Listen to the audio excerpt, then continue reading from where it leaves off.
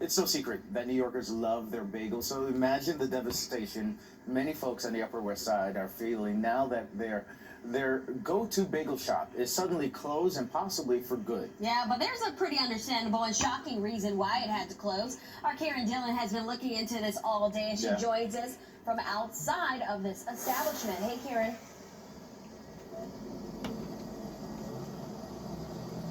Hi guys, good evening. Well, to call Absolute Bagels a staple in this community, some people here are actually telling me that is an understatement. They're actually saying these are not only the best bagels in New York, but maybe even the best bagels in the world. That is what people here throughout the day have been telling me. I want to give you a live look behind me right now. Do you see this right now? People trying to get some set of sight line inside the store, trying to get videos and pictures. We've seen that throughout the entire day. Residents here in this neighborhood really wanting to understand why Absolute Bagels here on the Upper West Side has shut down. Now, the city's health department ordered Absolute Bagels to shut down immediately, actually on Wednesday. That is because inspectors found a slew of issues, calling this an imminent public health hazard.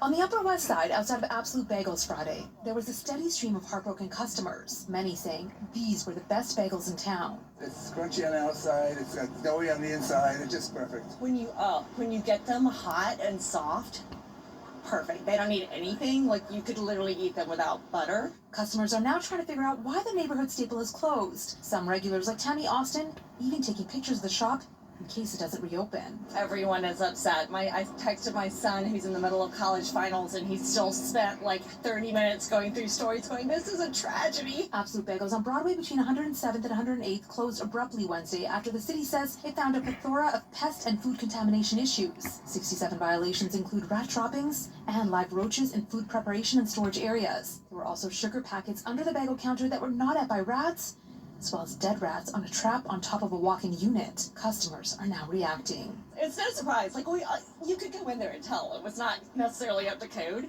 but honestly, it was worth it. I've never seen that myself coming here, so that really surprises me. The city says the shop that's been around for decades has a history of being shut down because of non-compliance issues, including in 2013 and 2017 for vermin infestations and unsanitary conditions. It adds in both cases, the shop was able to reopen once the conditions were corrected. Regardless of these current violations and the history, many Upper West Side residents say they are upset by this closing.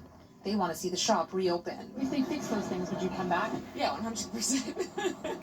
Yeah, without thinking twice. If they clean up their act, I think it's, everyone's got a second chance, and they deserve it. They have a great product.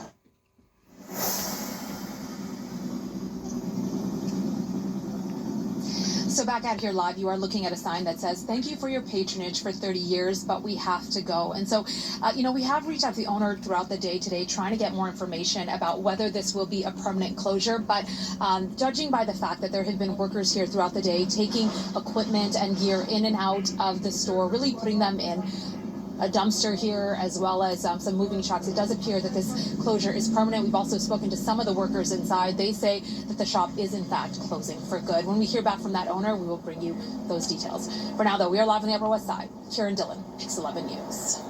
Saw the sign, no pets allowed. They probably could have benefited from a bodega cat.